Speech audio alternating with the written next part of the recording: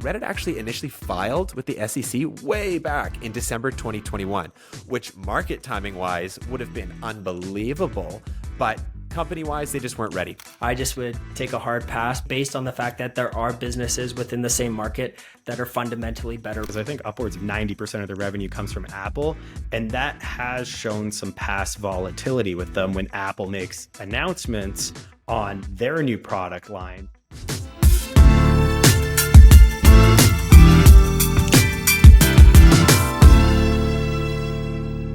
Hey everybody, welcome back. This is Beyond the Edge podcast. Episode number 9 now. Time really flies when you're talking about stocks. If you don't know us, we cover growth stocks under a $10 billion market cap. That's where we see the money. That's what gets us excited. We see the dollar signs in our eyes. Of course, as always, we've got our trend tracker, Pete Pilarchio. Pete, what's going on? Any notable updates in your portfolio this week you want to talk about? I would say if we're talking about small caps, I made what I would say is a strategic error and something I advise against all the time and was guilty of it myself. Yeah, I think we always preach have a strategy on any type of investment you make.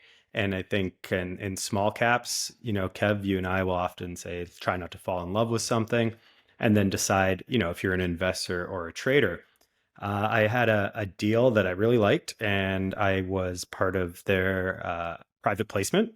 And it kind of again, we're talking about a 10-cent stock that tanked shortly after its IPO because it IPO'd at a bad time. But I believed in what they were doing, actually, in terms of, penny stock territory.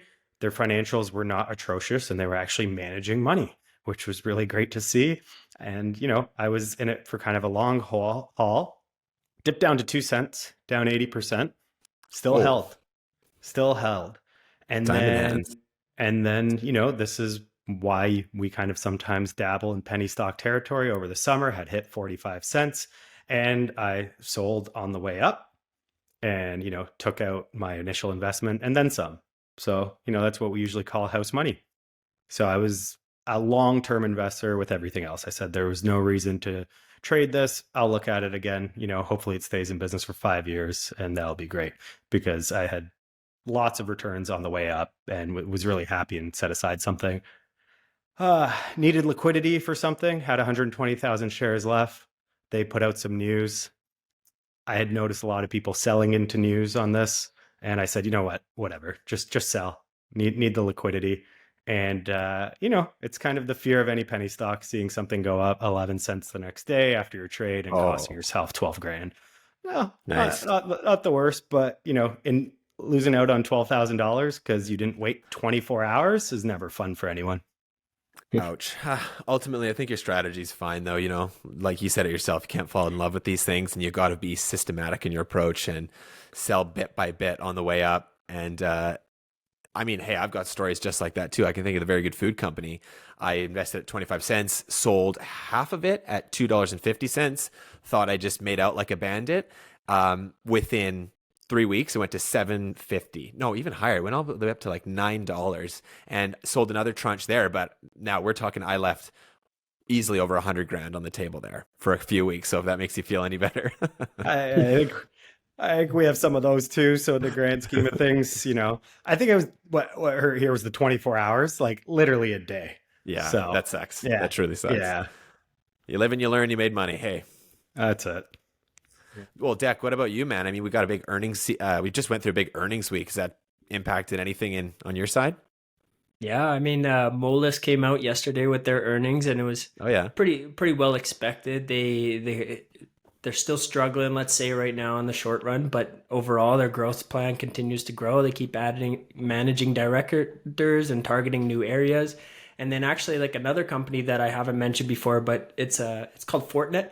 So it's a cybersecurity stock, and they actually got beat up probably about 5-6 months ago due to just slowing growth. Ironically, they went from like 40% growth per quarter to 25% growth. So it was very disappointing for some investors, and they chose to sell off. On the other hand, that was my opportunity to start buying and building a position. And they happened to come out just this week and say that, they're really delivering on things. They still expect kind of the cyclicality in this market, But one thing that I thought was actually like really interesting from this company, and I didn't even realize this, but their CEO in their earnings transcript dropped a little flex overall. So I'm just going to read out the quote to you guys because it kind of blew my mind when I thought of it. So he basically said that 76% of Fortune 100 companies are their customers. That includes 9 of the 10 top technology companies, 9 of the 10 top manufacturers, 9 of the top 10 healthcare companies, 8 of the top 10 financial service companies, 4 out of 4 business service companies, and 9 of the 10 top retail companies. So it really puts in perspective like the faith and loyalty they have in this business. And yeah, really, really impressed overall. This is definitely a long-term play for me, but it's always rewarding to see these kind of results. I think they're just showing off. Just a little bit, eh? That was an absolutely incredible resume. I'm blown away. Kidding. Yeah, no doubt. Well, nothing super eventful for me this week. I mean, a little bit of red, a little bit of green. I'd say the highlight is I actually had an interview recently with the Alaska Energy Metals CEO. That's something that I really enjoyed that interview. I'd say mining is one of those sectors that it takes a lot to get me excited. And I'd say of all the CEOs and stocks, from an exploration play standpoint, this one really stands out. So I had a wicked interview with the CEO. We actually just released the interview today. So if you're watching this, go check it out. It's well worth watching. Now, today, we're covering a few really cool things. One is a pretty major multi-billion-dollar acquisition in the pharma space, upcoming IPO of Reddit. We're all really excited to talk about that, that's for sure, and an absolutely epic rally on a mid-cap tech stock. So we're digging into all these things. Most importantly, the most important thing we're going to cover is the fact that Declan has actually pledged to shave his head if this video you're watching right now gets 100 likes. So big agenda today. Thank you, Declan. That's all it takes, baby. If you don't know, we film on Thursdays. We post every Sunday. If you like what you see, I can't explain how much a like or a subscribe actually makes a huge difference to us. But hey, I'm not here to beg. Let's just dig right into it. We're obviously going to start off with the Reddit IPO because I don't think we can wait on that. We've been wanting to talk about this forever. Giving you some context around this deal, it's looking like a potentially March IPO on the New York Stock Exchange. Simply put, this is the first major social media IPO since 2019. Competition for ads is very stiff, particularly coming from TikTok and Meta. Reddit's aiming to sell about 10% of its shares in this upcoming IPO. Valuation is unknown as of now. We'll talk a bit about that. Few key points that's interesting. Reddit actually initially filed with the SEC way back in December 2021, which market timing wise would have been unbelievable, but company wise, they just weren't ready. The profitability wasn't quite there. Key point number 2, it's going to be interesting to test Reddit users' willingness to support a story. Look what they did for GameStop, AMC. We've covered all of these. Now with Reddit's own stock being promoted on its own website, very curious to see what users do with that. Final point there is back at their previous financing round, they were actually valued around $10 billion. That's back in 2021. And no matter where this thing opens up, it's going to be significantly lower than that. So I'm going to kick this off. Mr. Fundamentals, I'm coming to you. I mentioned that competition for ad dollars is very, very fierce among social media incumbents. That's obviously key to Reddit's path to profitability. Declan, I'm just curious, what do you think about this competition? How's that going to impact Reddit's business? Yeah, I mean, as somebody who has used Reddit, there's obviously like value in the business itself. But when I look at the company from an investment standpoint and really from that advertising segment, I see it more as something similar to a Snapchat or Twitter than an Instagram, TikTok, or YouTube, really those like higher tier ad platforms. And the reason for that really is that, Reddit is kind of segmented into these small little niche communities. Everybody can talk in their little area, but it's not a centralized platform like some of these more recent developments, say like on the Reels front of things. And where I see that being difficult is you're not necessarily going to be able to add or access as many audience members through a platform that is so segmented like that. And I think this is well reflected in the business itself. Like they've only made $800 million in advertising over the past year compared to Google and Meta, who made over 38.7 billion and $65.5 billion respectively. So when I look at it from either an investment standpoint, an advertiser advertiser standpoint or even a user standpoint, there are better platforms if you're looking that route from an advertising business model. And so for that reason, I think they're going to have some difficulty, especially coming into the public scene where they're going to face a lot more scrutiny. Pete, what are your thoughts? You know a lot about the ad space. Oh, yeah. Coming from an ad expert, for the audience that doesn't know, I do own a digital advertising agency, something I'm very close to all the time. I would have been much harsher on you 6 months ago, Mr. Fundamentals, had you not humbled me with your meta play when I was absolutely trashing it as a user. Serious. Yeah, behind the scenes, Declan and I had quite a big back and forth, and boy, did he stick by Meta when, as a user, because their ad platform is nowhere near as good as Google's and was not getting the results. That being said, and they were going into the metaverse, which was just obviously a very interesting play. That being said, as a business, Meta right size and actually has really made a better experience for all advertisers. And I don't know if you guys noticed this, they're serving way more ads on Instagram. Which is obviously a good opportunity for them. So is Reddit going to be Meta or Google off the bat? No, but it's certainly not Snapchat, in my opinion, in the way that people will consume ads and the way it will be able to drive traffic and the traffic that Reddit itself has got an increase of since 2020. It is a much bigger platform in the past kind of 3-4 years. It's almost doubled its audience, I think, in the last 2. So that's something really big. And the fact that people discover Reddit through other search terms. So they're getting users who aren't necessarily realizing they're Reddit users that are looking for information that will stumble across an ad. Where Snapchat, I don't think, let's say my parents are looking for a cruise somewhere. They're not coming across a Snapchat ad. So I think that might happen in Reddit when people say, okay, best Mediterranean cruise or something, they go on a Reddit forum because Google's steering them there. So I think it's obviously going to be a very, very important part of, their future revenue plans, their future business plans. I would advise them to steal as many people as you can from maybe Meta and Google to build out those ad platforms. And then the overall value of data, I say this a lot, is really improving. So I like this, I like this overall. Yeah.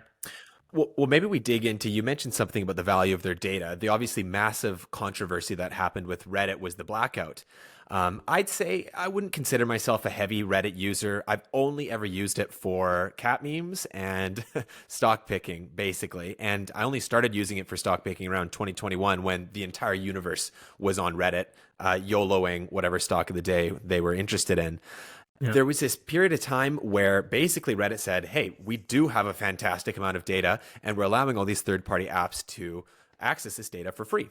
Apollo being the basically most popular app, it essentially made a better viewing experience for Reddit than Reddit had. And they charged people a small amount of money, $2-3 a month, I believe it was. But with these API pricing changes, it would have been cost prohibitive for Apollo to keep running the app. I think he estimated it would come out to about $2 million in additional monthly expenses. And they had no chance of making it work because Reddit only gave them 30 days to comply. So we had a 30-day ticker leading to when they're going to start paying $2 million a month. And even if with their current revenue, it just wasn't an economical business and it ended up squishing the company. So that's one example. And Reddit actually formed a big, I don't know if you want to call it a coup, maybe not a coup, but it was a protest where they shut down a whole bunch of popular subreddits in protest of this. We can talk about this if you want, but the short version of the story is it was a flop. It didn't work. Reddit fought back, threatened to replace these moderators who are unpaid, by the way. So why they would actually care that much is beyond me, but threatened to replace them, and Reddit came back online, and many people have forgotten this even happened. But that opens up this new revenue stream of API access. A lot of these large language models are drooling over the kind of data that Reddit has. So opening this up. So, I mean, Pete, back at you, what do you think about this new revenue stream of these apps kind of drawing on this valuable data and having that revenue now be attributed to Reddit? Is this meaningful? It's absolutely meaningful. And I think what people don't realize is these businesses, and forums that are giving you their data on a cheap API have overhead themselves, and eventually they have to stand on their own 2 feet when, you know, all the private equity and venture capital might dry up. So I'm not shocked that that, you know, happens. And by the way, expect that with Chat GPT. I don't know if you've leveraged their API. I've used it. It is super cheap. It is not going to stay that way. You're going to build on this thing. You're going to have maybe other softwares that integrate with it. And yeah, that's great during this testing phase, but it's not going to stay that way forever. I think in terms of what's going on with moderators and blackouts, it has a lot of impact on businesses everywhere. Reddit is super authoritative in Google's eyes and can steer a lot of traffic for businesses. And when you see those blackouts happen, it's impacting people. My customers can see a huge drop in traffic, and why? It could be because they lost a backlink or a referral source. So I think there has to be some sort of, better governance implemented, especially as a publicly traded company when you become, a bigger target. Mm-hmm. Well, I just got a question for you guys in terms just this is posed to both of you, but I see it as from an investment lens, you may look at like valuation and as well as the business itself. But I'm just curious, as business customers, between the both of you, like what platform do you find most valuable in terms of the traffic generation, how it allows you to leverage its tools and accessibility, and then ultimately like generate conversions from viewers to ultimately paying customers? So I kind of want to toss that back to you guys so that I can understand this a bit more, because again, I just look at it from the lens of, well, they're not making nearly as much money as a Google or Meta or even TikTok are, but on this flip side, they do have a very strong, loyal customer base. And like you said, Kev, like there's people that are moderators that do it completely for free. And their whole life, their whole legacy is built on the Reddit forum that they're able to make. So yeah, just anyways, kind of curious from your guys' end, do you guys find Reddit as a valuable source, or would you opt for those platforms that probably have larger audiences as well as greater accessibility? Pete, you go ahead. Yeah, I can go first. Reddit plays in Google's world of authority. So if I look at kind of if I had the channels that I had to get rid of, or the ones I start with, I would definitely start with content strategy and leveraging Google's search engine. Reddit matters for that. So that's kind of why it's important, whether it's people going directly from there or the fact that it's giving my site authority and my content authority. So, I mean, that's a lot to get into. After that, I'm actually going to say what's super important is a CRM. Leveraging existing customers, past customers, integrations with other ad networks are super important. This might be getting too technical for everyone in terms of audience, but we're moving towards more of a cookieless future where third-party data is going to continue to get more and more limited, which is why I've been kind of bullish on CRM companies myself and leveraging first-party data. So I don't know if that helps guide you. After that, if I'm going into actual ad buying, yeah, Google, like it's far and above better than anything else there. Right. Yeah. I mean, from my point of view, I've never used Reddit for ads. Maybe I'd confirm with the team. Actually, I know we discussed it at one point, but most ads we've done have gone through either Google or even more so through Facebook and Instagram. So from ad point of view, I've used those much more. It's always been a positive experience, quite useful. Now on the flip side, as a consumer, I would say I use Instagram the most for sure. Facebook, not really at all anymore. Snapchat, I'm not a 13-year-old girl. Pinterest, same answer. And Reddit, I probably use the second most. So from a usefulness, I'd say Instagram, then Reddit.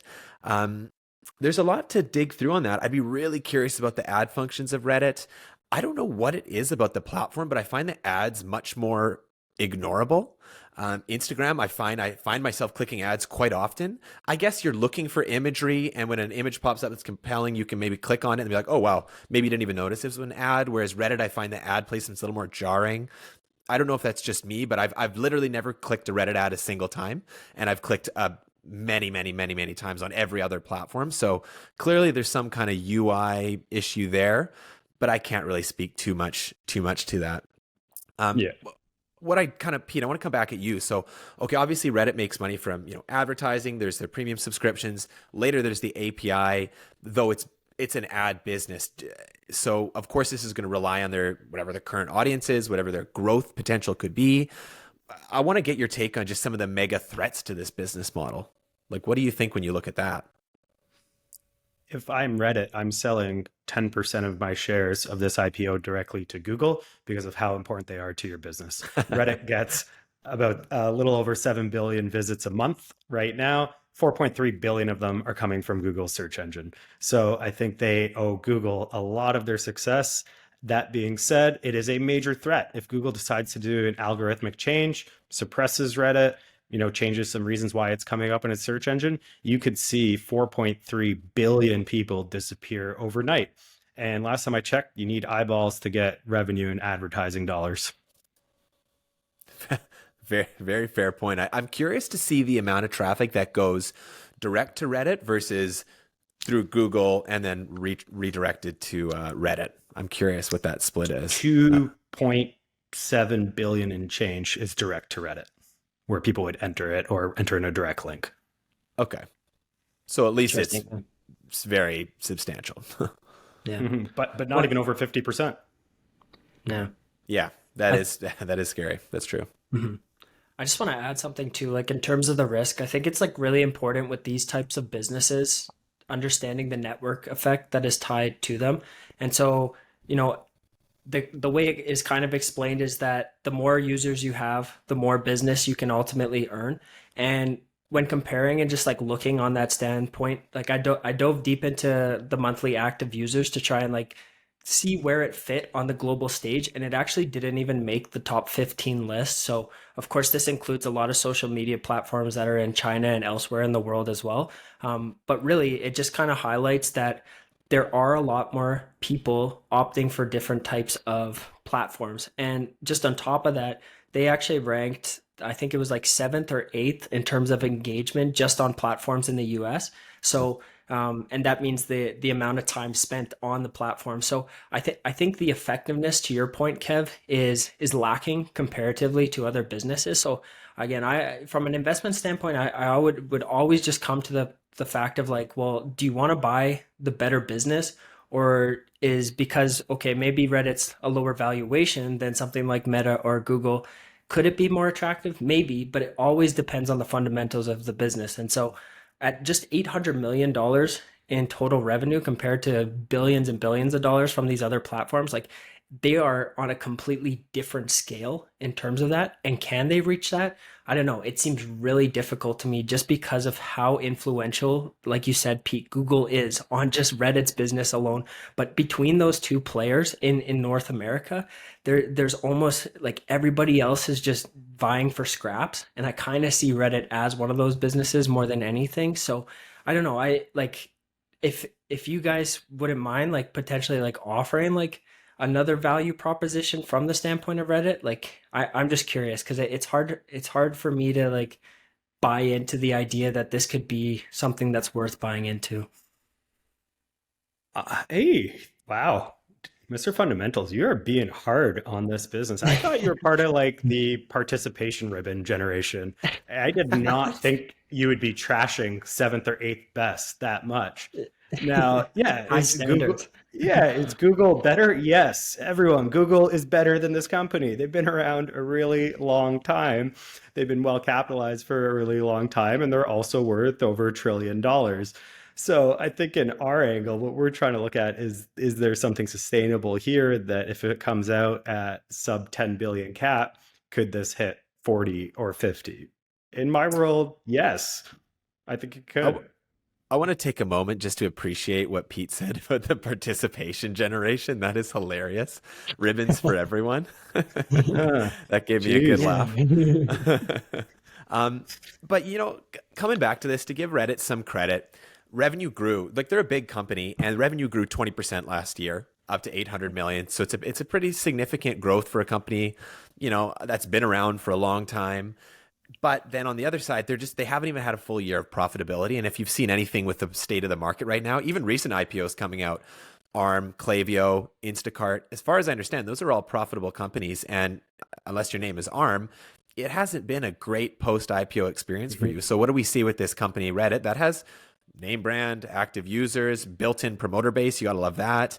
Growing revenue, but they're really going to have to prove that they can get to profitability. So I think it remains to be seen. And the number one thing that comes to my mind is, like I said before, is these API access, specifically cutting deals with large language models that are dying to have their data.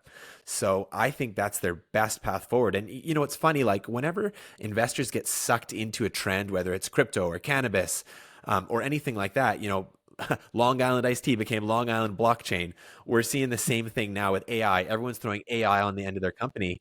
You know, it'll be Reddit AI. I think it's a lot of companies getting the wrong idea. Pete, you're going to love this, but it's like, you know, flex your data before you flex AI. Sell your data to these AI companies that are essentially commoditizing large language models. You know, you see these companies like OpenAI getting sued by New York Times for over $1 billion. There's going to be some major deals being cut. And I see absolutely no reason why Reddit isn't cutting deals for larger than a full year's worth of revenue, probably significantly larger. So I think there's enough meat on the bone that I'm going to be watching this closely. You know, at what is that? Say I was looking at some private market transactions in the secondary market from employees and early investors selling their shares in Reddit. They're selling at about $4.5 to $4.8 billion valuation, so way lower than previous investors, and not even close to what they were initially thinking of maybe $15 billion IPO when times are good. You know, we're coming down to reality, but it's still not cheap, if you were to ask me. So let's see where it goes. I have two final thoughts on the matter, and I won't make fun of Declan's age, but I think you brought up some really good points. This is not an opening day IPO for me under any circumstance. I would say the disclaimer, when you have the chance, thoroughly read the prospectus and what will be free trading and when. This thing has seen serious rounds along the way. There have been people dying for a liquidity event, and they're going to get it. I think this was a Y Combinator company, and their first check was $100,000. Who knows what that's priced at? 100 grand. I think that's their model. It's 10% for 100 grand. If 10%. I'm not mistaken. I cannot imagine what percentage of that will be free trading or along the ways. People are going to get rid of this day one as fast as possible. We will find a new floor. We will find some support along the way, then kind of maybe look at potentially averaging in. I do not see this going up day one at all.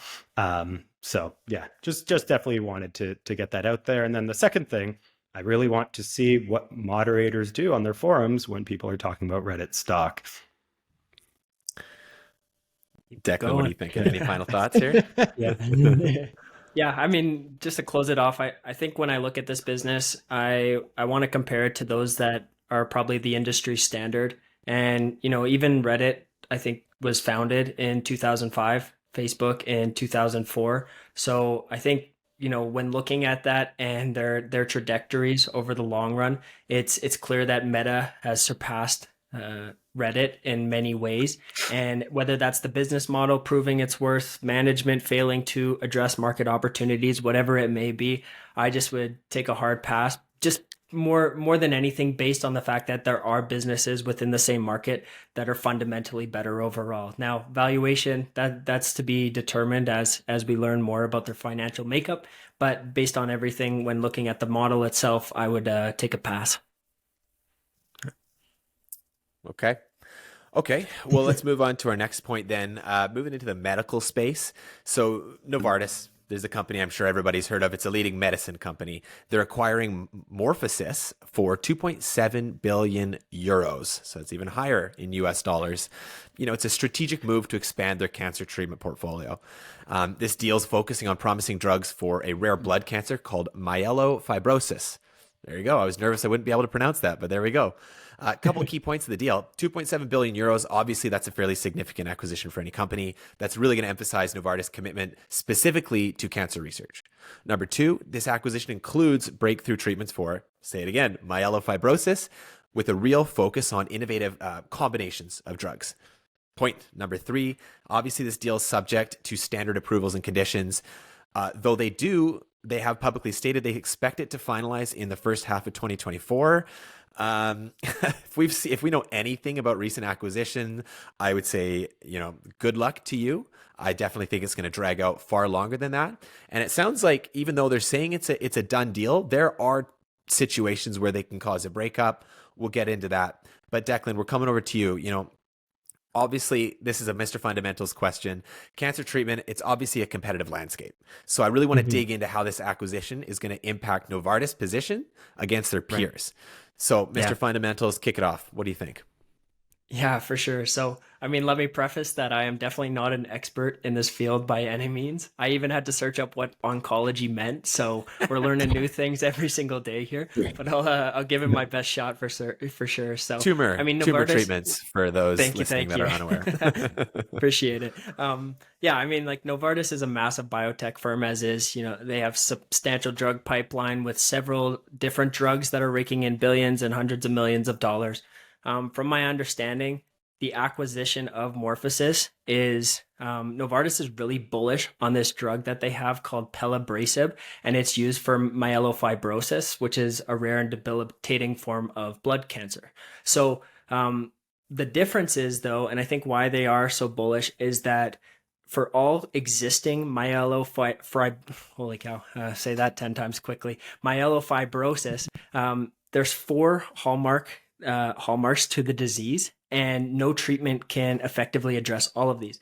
But actually, pelabresib is meeting that standard. So it's still right now in a phase 2 and phase 3 trial, but I think they're really bullish on this opportunity because it's a one-of-a-kind drug, and they even label it as a practice-changing treatment. So I think number one, that's going to really substantially uplift their cancer treatment portfolio and help differentiate them, because really there is nobody else that has come close to creating a drug of this kind. But then on top of that, of course, MorphoSys also has their second and revenue bearing drug, which is Monjuvi, and that's for treating lymphomas. And I think with them, there's a degree of certainty is there that MorphoSys has proven to be able to bring these drugs to market. They also have an existing relationship with this company. And so I think the catalyst behind these 2 drugs will really drive it forward and help it accelerate a lot quicker.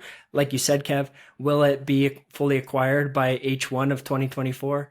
Probably not, but if it is, they're on the ground floor running and really like set up to be well positioned in this market, and particularly focusing on myelofibrosis. So, yeah, very interesting. Declan, I want to hear you. I want to hear you say the non-brand name for Monjuvi.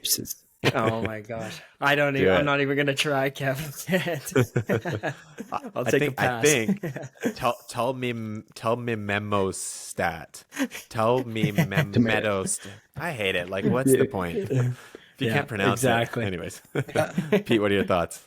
Yeah, we need to stop focusing on pharma companies for this reason. Declan, you did a good job. If you see my eyes wandering, it was just to actually look at the names of these things. So, yeah, I think when you look at the deal, I thought this was kind of a win-win here. When you kind of look at the history of MorphoSys, a lot of this recent change was because of their Monjuvi product. They have it's kind of a tale of 2 investor bases here. You have the European risk adverse, investors that liked what they were doing before. This was not this North American style unicorn treatment company. This was a royalty-driven company that, was almost set up more like a consultancy. Like they would have a fee. We would do some antibody discovery for you. Should this thing work out one day, we kind of get a royalty off that program for life. This was great. And they had, I think, upwards of 28 of these agreements in place for future royalties. The risk aversion is, we know in this kind of pharma and biotech space, most pipelines fail and it costs billions to fail, right? So they weren't that company, and they had, a lot of interest. But, as you kind of see royalties kick off, if you're an executive team, if you're a group of shareholders, and you're thinking, hey, we did this. Like, why do I want 2% of something or whatever it is when we can have the whole pie? So they took their shot and they did a joint program with another company called Insight. They got flush with cash. They had, I think, $750 million off of that one deal to launch Monjuvi.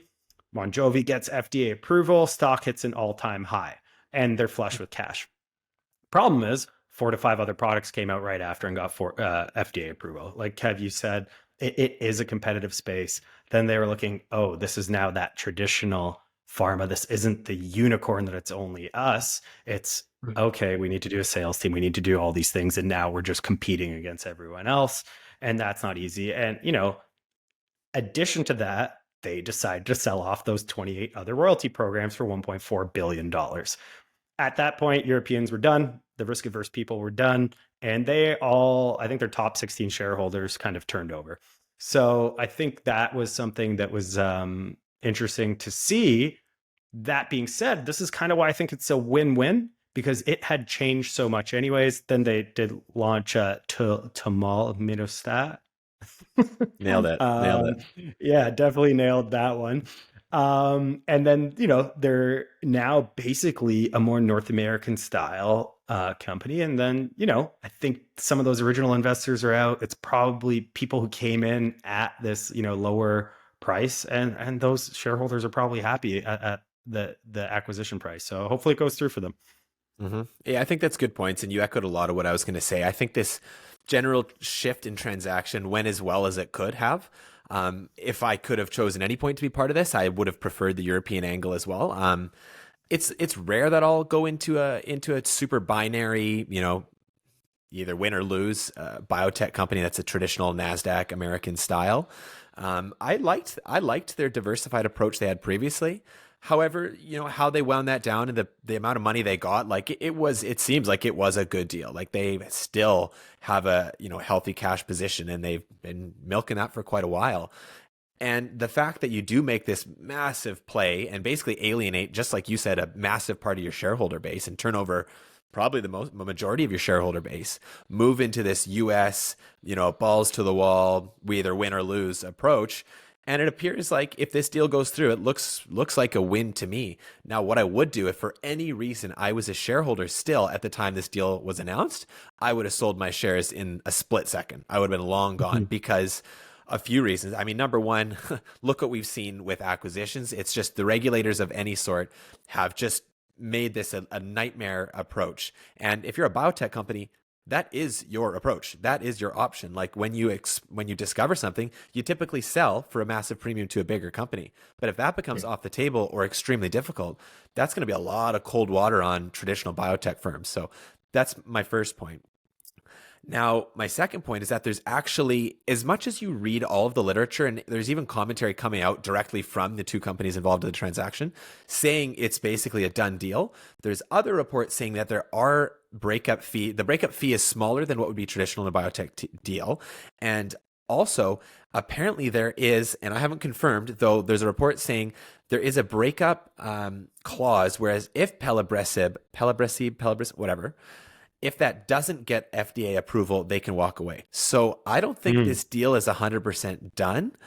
I think there's significantly more risk on the table than a lot of people are giving it credit for. So if you're a shareholder and you just saw your stock jump, whatever it was, 40, 50%, I'd say get the hell out of there and watch because this acquisition is going to drag on and it might not even go through. So take your money and go buy something else.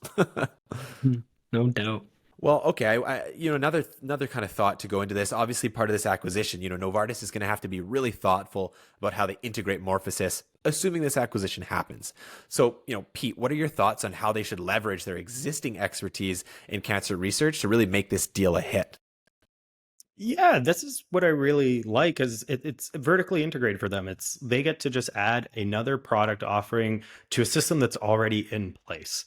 They already have sales reps. They already have people that know how to educate doctors, how to call on oncologists, how to kind of increase sales, get the message out, and, leverage what's now a proven product that was kind of first to market in this area to a broader audience at a cost that's already part of doing business for them. And, MorphoSys wouldn't have had that ability on their own. So this is kind of why I've said it's win-win. I think Novartis got it at a good price. And, I think they're going to be able to expand this offering. Interesting. Final thoughts, Declan? I just kind of look at it from the lens of one of the big principles that I like to follow when making a potential investment, whether it is Novartis or MorphoSys, is just how well I can actually understand the business. And as I outlined at the beginning, it is hard as heck to understand these companies. Whenever I look at a biotech's investor deck, it's just like a foreign language to me. I'm trying to make sense of everything that's going on, all the different drugs. It's even hard to pronounce each name of the drug, right? And so from that standpoint, it's just very difficult to be certain. And then, like you guys mentioned as well, it's like 1 in 10 chance that a drug that is in the pipeline actually makes it to FDA approval.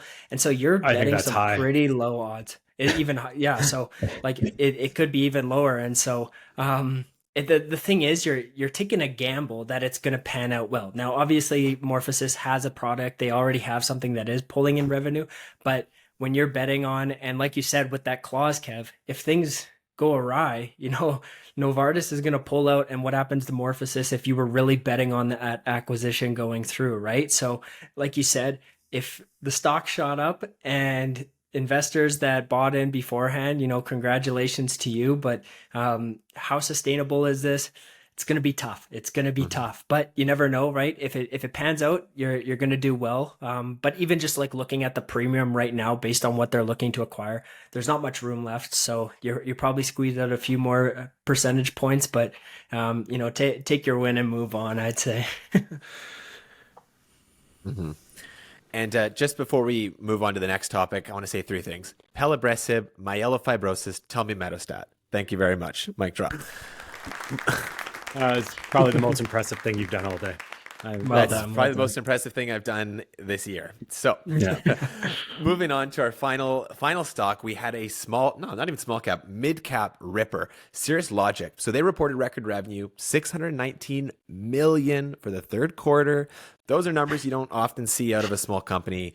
They achieved a lot of milestones in production for their next gen audio components. They made advances in process technology. I'll admit, process technology, what the hell does that mean? And they demonstrated strong customer engagement with their laptop solution. So a few key points for you guys. Obviously, $619 million, that's a lot of revenue. It's a record for them, but it exceeded the consensus of $540 million. So these guys absolutely knocked it out of the park. The outlook is supposedly very bullish. We can talk about the numbers later. The next quarter, they're expecting closer to 300. It does seem like maybe Q1's a slightly softer seasonal quarter. This is low, so I'm confused how everyone is calling this such a bullish outlook. More importantly, though, they are giving guidance that they are going to be actively trying to diversify away from Apple as their major customer. We'll talk more about that. Finally, they had strong engagement with their laptop solutions, along with a lot of progress in their R&D programs. So good job, Cirrus. Stock has been charging higher. Kicking off the conversation, Pete, let me send this one over to Trend Tracker. So how does the company's focus on next generation audio components impact its long-term growth strategy? What do you think? I think it's just been a proven track record from them with their research and development and their ability to grow with their customers and the customers' challenges of finding new innovative ways to integrate better products, smaller and smaller, in smartphones and laptops. I think it's really impressive what they've done, that if you look at your phone, your iPhone, how much better has audio got over the years? And, they're kind of a big part of that. And when you look at their future products, it's only getting better. So you have a reason to absolutely believe in these guys when they're talking about their R&D and their pipeline and their future state, because they have that track record of success. What I really like seeing is them diversifying, their client list, because I think upwards of 90% of their revenue comes from Apple. And that has shown some past volatility with them when Apple makes announcements on their new product line and how things might change. People go down the supply chain and see who might be affected. So I like what they're seeing with their revenue, and I love the fact that they're diversifying more. Mr. Fundamentals. Yeah, I have to second that, Pete. I mean, I was quite impressed by the business overall. When looking at their 2 main business segments, both audio and then just HPMS, which stands for high performance mixed signals, they essentially own over 48% in the audio market and 55% in the HPMS market. So, they've clearly found their niche and their blue ocean strategy and have taken full advantage of that opportunity. And the growth seems relatively stable overall. There's going to be more devices that benefit this over the long run, and they clearly have an expertise in that area. So I would second that, they are really well positioned to continue growing at a consistent rate. And, even at today's valuation, it seems like reasonable enough. So I'm for sure keeping an eye on this company, because I didn't even realize they had such a strong position overall, but it's opened my eyes. It's one of those companies that's actually quite large, but maybe they'll fly under the radar because it's not really a sexy stock. It's very tech heavy. You look at their investor deck, their website, nothing's really super captivating. Like if you're a retail investor looking for something shiny, this probably isn't your stock until you see it pop significantly this week. Then maybe it's on your radar. But man, give these guys credit. Like they are juicing serious revenue to the tune of, I believe it's just shy of, I think it was a couple $2 billion last year. Stock, even after this massive surge upward, I show you the chart for those watching on video. It's like they've had a very meaningful move upwards this week. Stock's still at a $5 billion market cap. Like that is not an unreasonable valuation at all. And margins are solid, push, depending on what quarter you look at, pushing 50% gross margins, like very, very healthy business. I think, price to earnings 30, which is, you could say a little high-ish, but not really for a growth stock. The key thing that is punishing these guys is the fact that, and let me just take this quote directly out of the deck, in Q3 fiscal year 24, our largest customer represented 89% of total revenue. And though they never say it in the deck on the website, Pete, you named it, it was Apple. So this is a company that is in many ways a proxy to Apple. Analysts will look at Apple's iPhone production forecasts and reverse engineer where they think these guys are going to land. So you never want to be tied to a single customer. I think we don't need to spend more time on explaining why that is. Good for them for putting more effort into expanding into Android, phones. So hopefully the future looks a little bit less Apple oriented later. That being said, I think this is a potential long-term risk. Short-term, I don't see Apple making massive adjustments to their supply chain. And to the contrary, if you look back at historically, these guys, Cirrus, their components are getting more and more and more integrated into Apple's product. So clearly the trend is looking okay, but you just cannot ignore 89% of revenue going to a single customer. That obviously is scary. And I think that's something like that, bringing the potential valuation down, but bringing it down to a level that looks honestly pretty enticing in my view. Mm-hmm. Yeah, no doubt. I think the big thing from my end is I would just want them, like their return on equity over the trailing 12 months is about 10%, which is, it's solid. It's reasonable, but I think, that's just a reflection of how management allocates capital. And like you guys did say, ultimately, like they've had a lot of success in, say, their flagship area within audio, but it's pursuing and pushing towards those faster growing areas where it doesn't take a lot of additional assets and capital to get that growth, but to really continue to push out and squeeze out as much of those operating margins as they can, because they're doing well, but I think there's always room for improvement. And this is one company that is, I think, recognizing it, which is the key. So we'll have to see like how that pans out, but overall it is a good business, and they deliver with quality on what products and services they offer. And just a quick point to jump in there, Declan, you mentioned return on equity. I think you said over the last year. One comment I made, I was digging through some of the notes in the financial statements. They had some restructuring charges, and they also had a change in their tax bases actually increased. So some of that might negatively impact it. Going forward, perhaps that starts to look a little bit better, but we shall see. Good point. Yeah. Pete, if you have any thoughts. Yeah. How's your audio? I can hear you guys clear. Can you hear me? Yeah. I think I'm pretty clear. Yeah. You both can thank Cirrus for that. Obviously, I think we like, wow.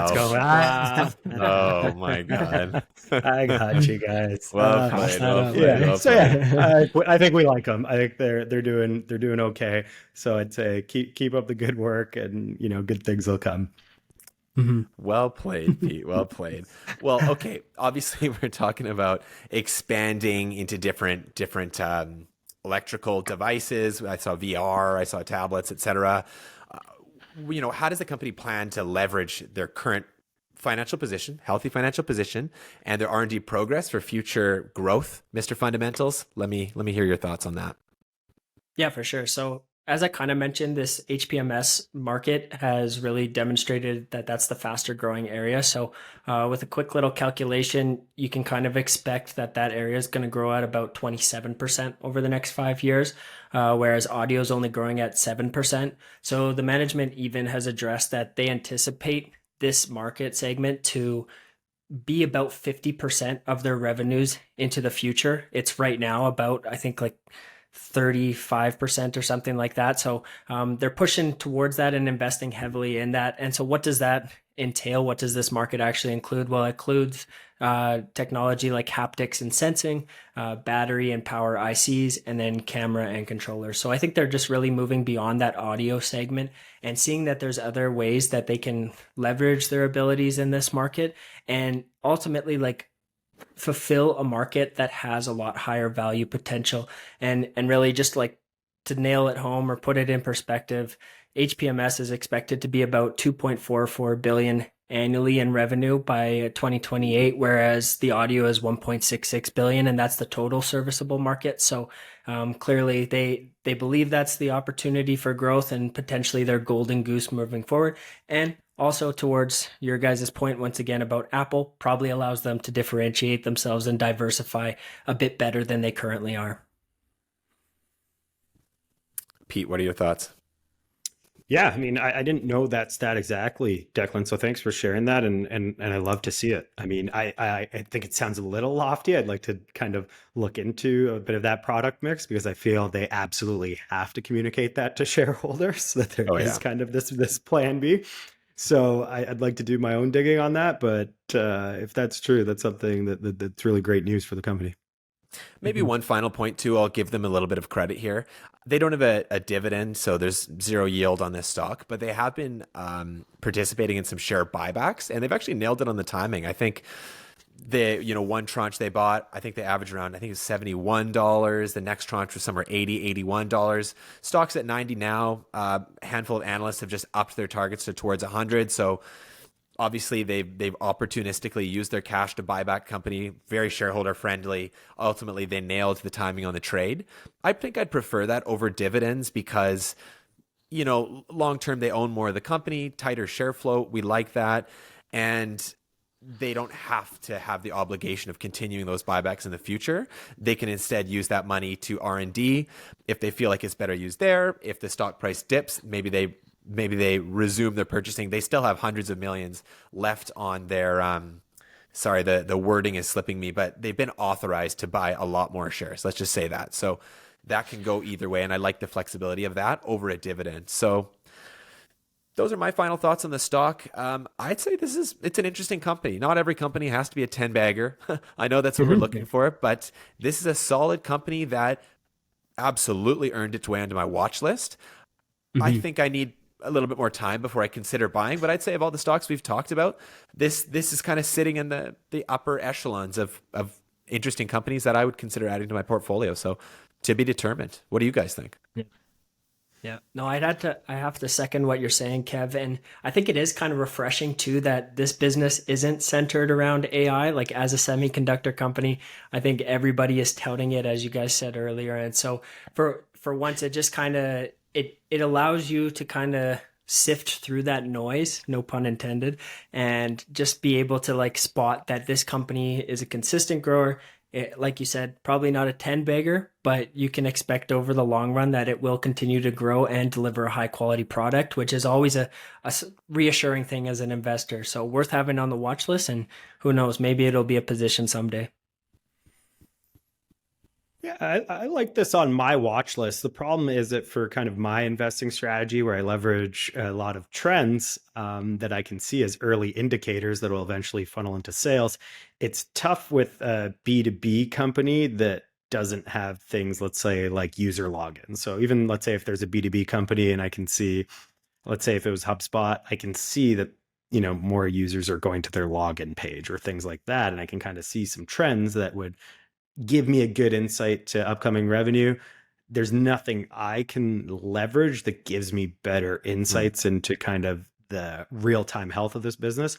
So I don't always love relying on news from a company as the source of how I make some of my decisions, because it's a lagging effect. I don't get the chance to buy in before they hit kind of a 50% rip. That being said, I think we all said really great things. So it'll be on a watch list, but not sure if it fits my investing strategy. Perhaps visits to the Apple Store. I don't know if you can specifically look at visits to the iPhone spec page. I don't know if that's how granular you can get, but that may be something you could look at. I could, but it would still be tough to make that decision. Yeah, that would be tough. Yeah, absolutely. Okay, we covered a lot today. I enjoyed this a lot. Like I said, this is Beyond the Edge podcast, episode number 9. We're here every week. Don't plan on going anywhere. Looking forward to developing out the pod. If you guys like it, like I said, honestly, subscribing means a lot to us. And more importantly, remember that 100 likes, Declan buzzes his head. He cannot wait to do that. His girlfriend is terrified, but that's okay. This is Kevin Matheson, Small Cap Kev, Declan O'Flaherty, Mr. Fundamentals, and Peter Pilarchio, Trend Tracker. We are signing out, and we'll see you guys next week. See you guys.